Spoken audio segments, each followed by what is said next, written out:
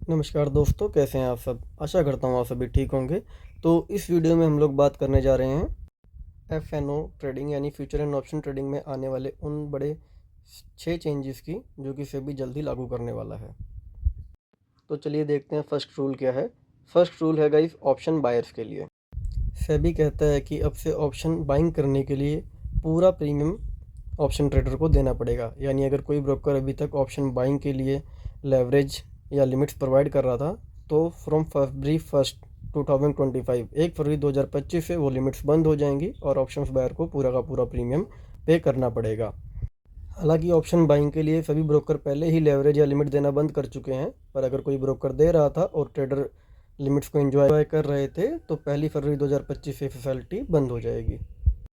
देखते हैं सेबी का दूसरा रूल क्या कहता है। तो गाइस सेबी का दूसरा रूल है रिमूवल ऑफ कैलेंडर स्प्रेड।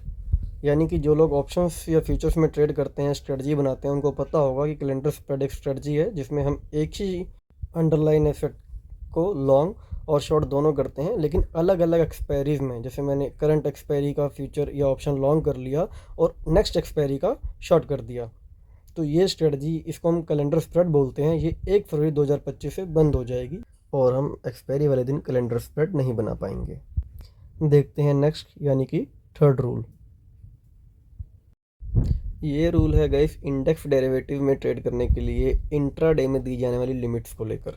यानी पहला जो रूल था वो सिर्फ और सिर्फ इंडेक्स ऑप्शंस के लिए था, जो ऑप्शंस बाय करते हैं उनके लिए, बट ये ऑप्शन फ्यूचर दोनों के लिए है, इंडेक्स के डेरिवेटिव के लिए।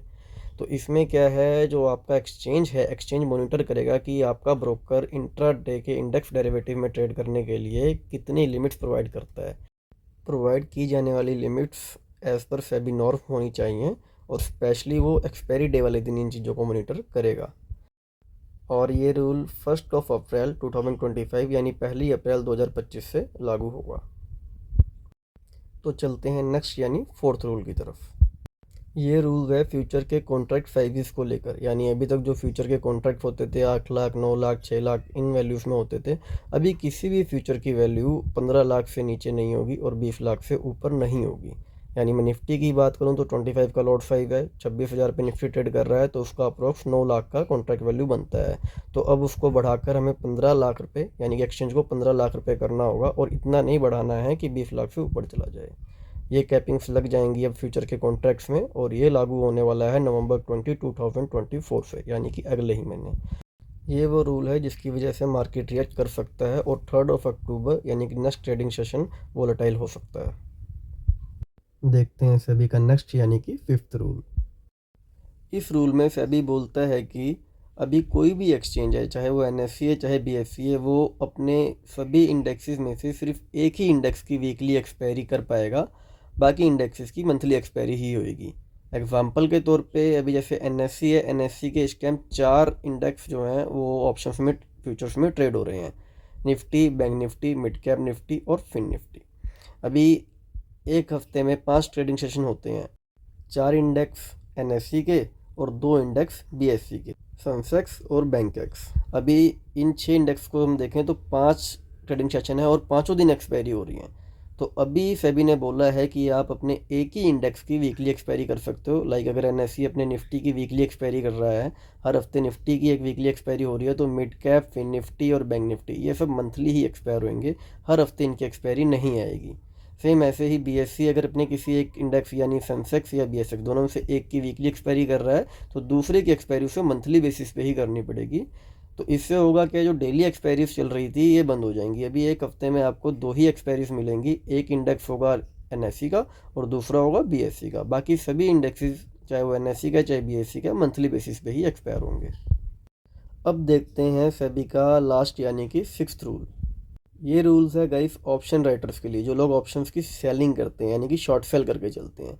अभी ये रूल बना है सिर्फ और सिर्फ एक्सपायरी डे के लिए। नॉर्मल अगर आप एक्सपायरी डे से पहले ही कॉन्ट्रैक्ट को सेल करके चलते हैं तो वहाँ पे ये लागू नहीं होगा। अभी ये रूल कैसे है कि इसमें दिया है एक additional extreme loss margin ELM लगा करेगा, जो कि 2% से आपके मार्जिन को बढ़ा देगा। जैसा कि सभी को पता है, ऑप्शन राइटिंग में जो हमारे लॉसेस हैं वो अनलिमिटेड डिफ़ाइन किए गए हैं और प्रॉफिट लिमिटेड डिफ़ाइन किए गए हैं।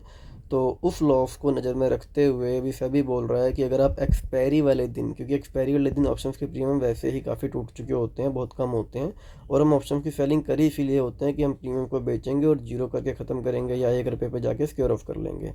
बट उसमें क्या, हमारा जो लॉस है वो अनलिमिटेड है। अगर मैंने 10 रुपये पे या 15 रुपये पे कोई प्रीमियम बेचा हुआ है तो उसमें मेरे को प्रॉफिट जो आना है वो 15 रुपये का ही आना है, 15 पॉइंट्स का ही आना है।